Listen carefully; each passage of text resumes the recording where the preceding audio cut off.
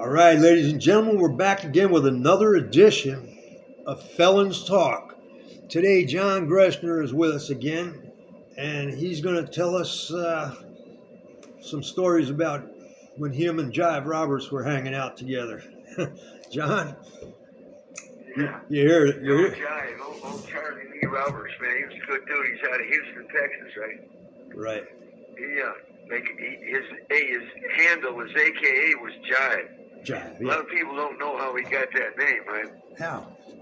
Back in Texas, back in the days, he was part of an old outlaw Texas family. His father Fox, his brother Popcorn, his mother or his brother or his mother Sticker. They called her Sticker. They were old bank robbers, drug dealers, all that in the dope game, all that, right? Mm-hmm. Anyhow, they had him in the county jail one time, and he started running a scam on the FBI and the Texas Department of Public Safety, the Texas Rangers, all them. And he was trying to get out of jail, so what he was doing is he was smutting down some informants. And he convinced them that the informants were lying and feeding them bullshit, right? So it turned out, man, he had some of the Texas Rangers, they had some of the informants out at a lake or a river with motherfucking jumper cables from their cars tied on their feet and their nutsacks, had them in the water and was revving the engines trying to get them to tell the truth, right? So Who, the informants? So fucking, What, the informants? Yeah. So finally they realized it was Jive that was running bullshit on them, right? So an FBI agent went up to the county jail, seen Jive, looked at him, he says, "Man, you a Jive motherfucker." And that's how he gets that name, right? Right. So anyhow, they caught some bank robberies and all that shit landing in the feds. Got in a shootout, too. Did he get in a shootout? They say he was in a shootout. Conveying beef. He was conveying a piece, man. He was coming out that back chute and going to the yard in Atlanta. And he was going to get jammed up, so he threw it up on the roof. The knife, yeah, I remember that. They ended up getting him, and they gave him a conveying beef. He got like 8 or 9 years for it. Did he? So they brought him down to Marion, and he was in the control unit for it. And I was on C range with him, which was the unicorn tier at that time. Him, me, and Buck Logan. Right. And him and Buck was hanging around together. I sold Jive an ounce of weed, and he was kind of slow in paying, man. I thought for a minute maybe he was trying to fucking burn me. Right. I was going to move on him and Buck, right? Yeah. And then finally, Jive told me, he says, "Comrade," he said, "I got you, don't worry about it." So he had his mom's Sticker pay me for him. And, then we got cool, man. And we were partners and this and that. We were doing things together and stuff. And we ended up getting out to the main line. We were out there, and we were doing good, and had stuff going on. We got arrested, under investigation for some other stuff, and we ended up getting in a fist fight with the goon squad. They took us to the hospital to search us, me, him, and a dude named Moose, Big Moose out of Texas. And I asked Moose, I said, "Man, is Jive dirty?" He said, "No." I said, "I think he's probably dirty, right?" And I said, "We're probably going to have some problems with this goon squad." So me and Moose are sitting in the waiting room in the hospital at Marion. They got Jive in the examination room, and he snatched up a big ass leg stirrup. It's like a 4x4 by about 4 feet long chunk of wood off an examination table, and went after the goon squad. He ran them out of the examination room. What hit me to it, I was sitting there talking to Moose, all of a sudden I heard a big bang and an explosion, and all this glass breaking, right? Yeah. And I said, "Oh, time to go." Jive was in there, he ran them all under, so I jumped up. I got fighting with the goon squad. I battled my way down the hallway, got right in front of the doorway. It's a solid door with a big kind of glazed window that you can't see through. And the whole window blew out. Boom. Jive just blew it out with that big fucking club he had on the inside. Wow. It landed in the ground, and I landed on top of the goon squad on my back. They Wow. dragged me down to near the X-ray area. They said put leg irons on him because I was in a pair of handcuffs in front, but my feet still worked, right? So they said, man, put some leg irons on him. You was kicking them, huh? So I'm down there on the floor, and Jive's in there hollering, giving rebel yells in the examination room. And I hollered out, comrade, remember the Alamo, comrade. And he started giving rebel yells. They had a hell of a time getting them out of there, man. They ran in there, a goon squad ran in there with a riot shield. He smashed the riot shield and all that. Anyhow, we ended up getting a 2-count. I got a 2-count federal indictment. He got a 1-count federal indictment for that shit. And we ended up going back down to the control unit for it. Right. And I ended up pleading out. I said, they're trying to make this go away. The government is. They're saying this is bullshit. There's just an old fist fight down there in the pen. And so I said, okay, I'll plead out to 1 count. You give me a year, run it concurrent with my other time, dismiss my other count, and then cut Jive loose.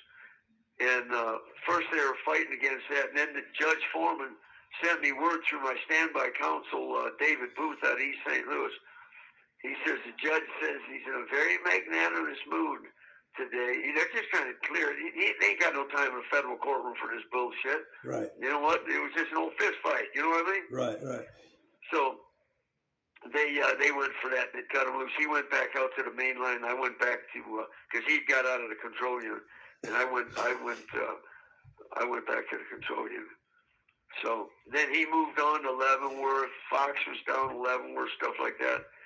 And I got moved down to Springfield, Missouri on a hunger strike. Right. That was that hunger strike I told you about one time before. Yeah, I was there. When they were trying to tie me in with Clay and Baby Huey when they killed Steamboat, that I told all the other whites to stay out of it. I wasn't even there when that happened. In that book they got by Pete Early, he got that fucked up. So I come back down to the control unit. And I'm on B range at that time, and he tells me that he's got some problems with Buck Logan. That Buck threatened his father, Fox, with a knife, and this and that, and blah blah blah. So I said, okay, well I'll check that out. And there was some word that Buck may have been an informant, right? Right. So I get over to A range, and I'm talking to Buck, and he's a barber. I need him to cut my hair, but I bring up this topic between him and Jive and Fox and Popcorn and all them, that whole family, because apparently Buck threatened to kill them all, right? Yeah. And so, anyhow, we were having a discussion, and Buck knows I'm cool with him. So, anyhow, I get him to cut my hair, and I'm in handcuffs in a barber cloak in between the grills on A-Range, the big grill where the cops are on the other side of them, and then the red cage grill there. Right. And I'm getting my hair cut. He cuts my hair and all that. And I'm coming up. I'm standing up. I'm coming out of my barber cloak, and I see a knife. Man, me and him get to fighting. So I kick the chair at him. I pull the handcuff off my right hand, and the dude in the red cage slides me a piece. And we get into a knife fight, and we get to fighting. So I slam him. I get a hold of him, and I'm stabbing him, and I slam him into the wall. And a cop named Chick that's bringing the chow in for H unit, he's in the hallway. You can look through the doorway. There's a little window, and you can look to an angle to the left, and you can see the lower A range there in that wall. He's seen me and Buck slam into the wall. Buck's back hit the wall. I was in front of him, and the cop said he thought I was punching him, and then he seen I had a knife in my hand. So we ended up getting out of there. We're fighting all. Well, during the fight, Buck lost his knife, right? Yeah. Somewhere. I don't know where it went. Apparently the guys in the red cage got a hold of it. And anyhow, here comes all the cops on, and then Buck's down on the ground and all that, and then, it was over, right? Yeah. So I ended up getting 20 years for that, but I reversed it in the appellate court. They threw the conveying beef out and reversed the stabbing out, said they denied me my right to put on a trial with all the evidence, this and that. So I told him, I said, listen, because I put on self-defense, I said, listen, I'm going to call Buck as my witness at the next trial, right? Right. I told my standby counsel, David Booth, I said, you let the U.S. attorneys know that when you're down at that federal court building. And that was like in 81 or something. And they never retried me. It got reversed out of the 7th Circuit to retry me. Because they know Buck would have got up there. So, yeah. Buck would Fast Buck would forward, not. Yeah, Buck would never fucking uh, testified against you. That's why. Yeah, they knew that. no, yeah, that's right. Buck wouldn't have did that. Yeah. He would have got up on the stand and told straight up, yeah, he had a knife and this and that, blah, blah. So they never retried me. And fast forward, I'm in the ADX over here, and I get a readout on charges and stuff, and it still got me convicted for the assault with a weapon on Buck. And I challenge him. I tell him, hey, that was reversed, and they aren't trying to do anything with it. So I sent a status inquiry to the United States District Court in Benton, Illinois, to Judge Foreman. Right. He was the judge on it. I told him, hey, man, what's up? They were supposed to retry me on this. They never did this, and this is like 16 years later. Right. And I told him, listen, man, I've since lost my main defense, critical defense evidence. This was the so-called victim who would have came forward and testified for me that he had a weapon, that this was about self-defense. Right, but he died. And Judge Foreman reversed it. He just said, "Nung pro tung, doing now what should have been done back then." He dismissed it in the interest of justice and threw the whole thing out. Right. You know, so, and then Jive, he gets out. Yeah. And I think they had some time hanging down there in the TDC, in Texas Department of Corrections. Right. And him, Fox, and Popcorn were down there in Huntsville in the Walls for a minute. Right. And then I think they went out to one of them other spots in the TDC. And fast forward, I get to Leavenworth. I get into that trip with that dude Rhino that pulled a knife on me, because we barred him from gambling games and all that. And him and some partners, moved on me and a partner of mine, and we got in a knife fight in the hallway at Leavenworth. I ended up killing him in a knife fight. Right. And so they charged me with that shit. So Jive writes me from the TDC, and how you doing, comrade? This and that, blah blah blah. And then he asked me, because at that time I was still affiliated with the brand, right? Yes. And he says, "You still with it?" I told him, "Yeah, I'm still with that." And I think he used that down there in Texas, because fast forward, he became a member of the ABTs, right? Aryan Texas Brotherhood, yeah. Aryan Brotherhood of Texas. So, yeah. Yeah, the Aryan Brotherhood of Texas, yeah. So I end up getting snatched out of the feds into California when I busted out that illegal intelligence unit and filed them lawsuits against the Federal Bureau of Prisons and the ADX there. And with all them fabricating all them cases on people. And, giving them all our letters and property and all that shit. So I got sent out there, and after I'm out there for a while, I got thrown in the shoe in Pelican Bay, and I battled my way out of there, and grieved it and all that. And I was in, I believe, High Desert, and a black dude came up to me. He says, "John," he says, "you're on World News." I said, "I'm on World News." He says, "Yeah, I seen you on TV." He said, "Go on, you'll probably see it." I went in. There was a special on the World News about the ABTs. And in the upper left-hand corner of the screen, it showed my face, but it showed like a right profile of me, and I was talking to somebody. This is just some old file footage. They threw me up in there somehow. Right. And because I'm not ABT. And then they were talking about the ABTs. They were charged with racketeering, a bunch of killings and drugs and this and that, and blah, blah, blah. And they showed two generals, one named Slick and a general named Jive, and there's no Charlie. You know what I mean? So I didn't know till later, because apparently he got out of jail. You told me in that article that you read, apparently he got out of jail, and he was still caught up in all that. Yeah, apparently he was giving orders for murders and shit while he was, he was on the street. Yeah. He was on the street doing that. That's what he would do, right? He's a fucking wild man. The thing is that's when you told me in 2013 where he pled out.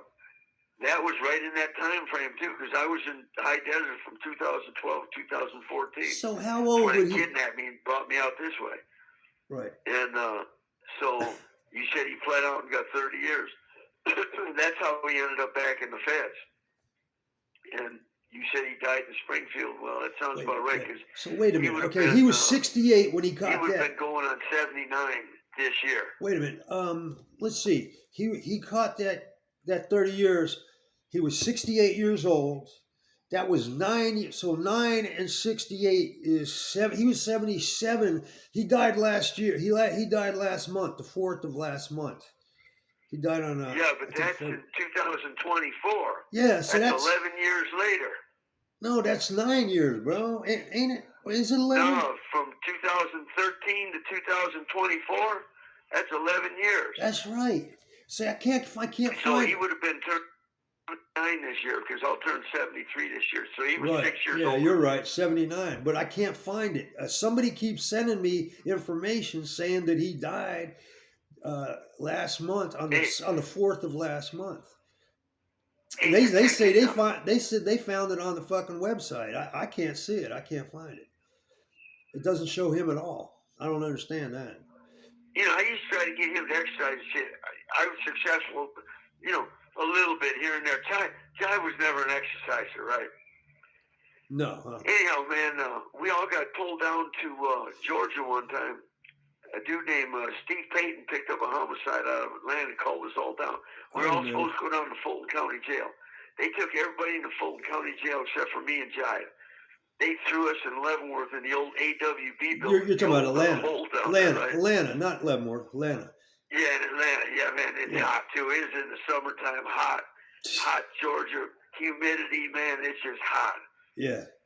So all of a sudden, we got a package in, man. It had a bunch of speed pills in it and a bunch of weed and a bunch of saw blades.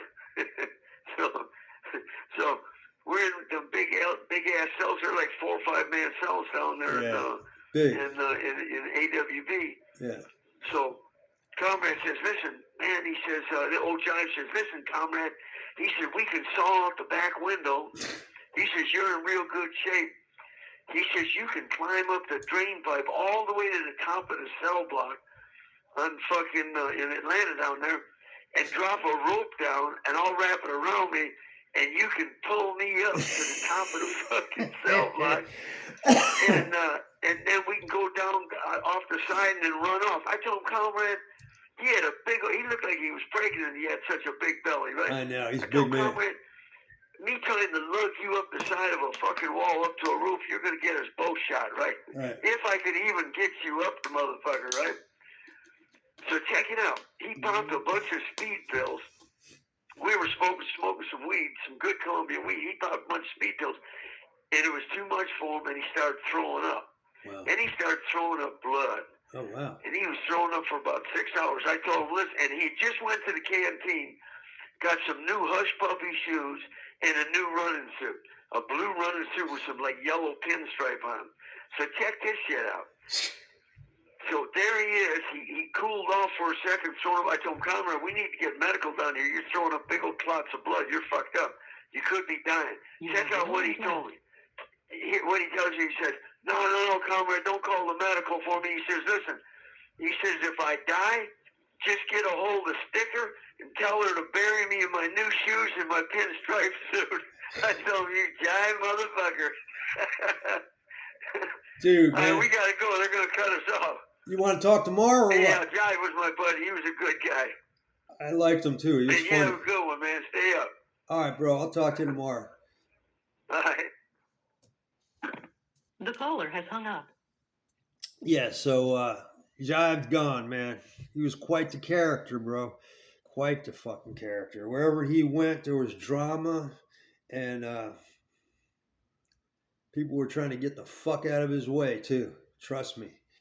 Yeah, he was a wild man. Yeah. He's a good guy, man. At the time when he pled guilty to these 6 murders, was one RICO count involving 6 murders. When he pled guilty to that, he wanted the judge to make sure that the record stayed open, and it wasn't like, sometimes they'll ask the courts will seal the record, so nobody can look at the record to see what happened. He wanted everybody to know that he wasn't a snitch. He just pled guilty, and that he wasn't involved in helping the government in any way. Yes, he spoke. He said that in open court that he wanted them to make sure they kept the record open, so that even after he died, people would know he was a stand-up guy for whatever that good for whatever good that's doing him wherever he is now. I guess and I'll be back tomorrow with another edition of Felons Talk. Uh, Please like and subscribe. Leave a comment. Ask a question. See you.